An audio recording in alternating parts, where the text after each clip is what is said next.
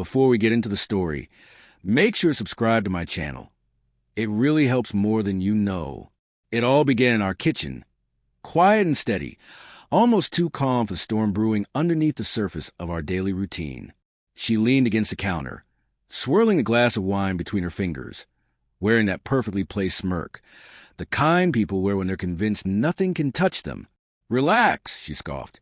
"He's a better man than you anyway." Every word came out sweet and poisonous, like a knife dipped in sugar. My pulse didn't spike. My tone didn't shift. I just stared at her, steady, unreadable, the kind of cold that makes someone wonder if you already know exactly how everything ends. Something in the air shifted right then, but she didn't notice. Not yet. Her phone buzzed again and again, a faint, dangerous heartbeat.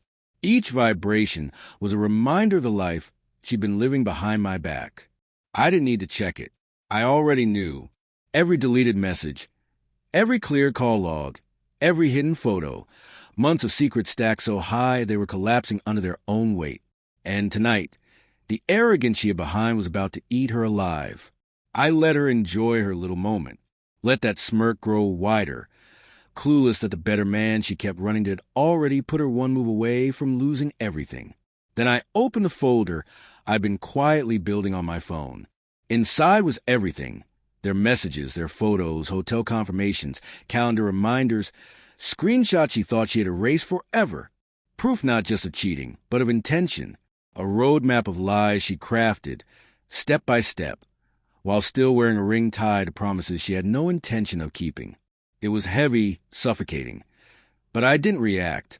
I waited like a hunter, letting its prey walk right into the trap. Her smirk twitched the moment her eyes caught the glow of my screen. A tiny flicker of panic flashed across her face. Small, but I caught it. The first crack. She forced a laugh. Too soft, too sweet. Trying to cover it up, hoping charm could undo the damage her pride had already caused. I still didn't speak. Silence cut sharper than shouting ever could. She felt it. Her mind scrambled, trying to make sense of why I wasn't exploding. That calm terrified her more than rage ever would. Finally, I broke the silence, slow and cold. "If he's better than me," I said, letting the words slice clean through the air, "then why is he begging me to keep quiet?" Her eyes widened. Her fingers tightened around the glass.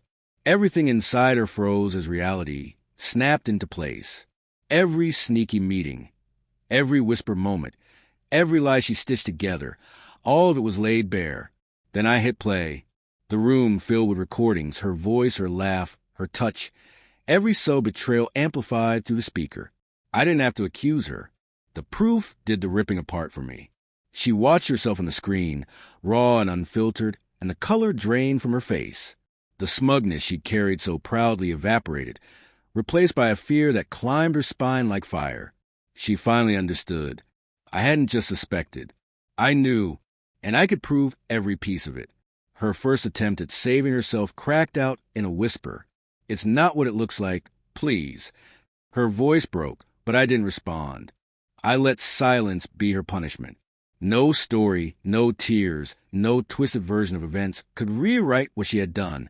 Then I delivered the blow she never saw coming. I forwarded everything, every photo, every text, every recording, every timestamp to him, to his wife, and to several people whose opinions she was desperate to keep clean. Her phone erupted instantly. Her world, a world she built out of ego, secrecy, and lies, collapsed in seconds. She dropped to her knees, clutching the counter to hold herself upright as sobs tore through her. She wasn't just losing my trust. She had triggered a chain reaction that she could never stop. The first reply came from his wife. "I know everything. Pray this can be fixed." Then came more notifications, co-workers, friends, even people barely involved, all now unwilling witnesses to her downfall. She stared at her screen, horrified, realizing she had trapped herself with no escape. The man she claimed was better had just become the weapon that destroyed her. She stumbled toward the door, desperate to run from the mess she created. But I didn't let her disappear. I followed slowly, letting the weight of reality crush her. Every excuse, every tear, every plea only deepened her panic. She finally understood this wasn't just humiliation.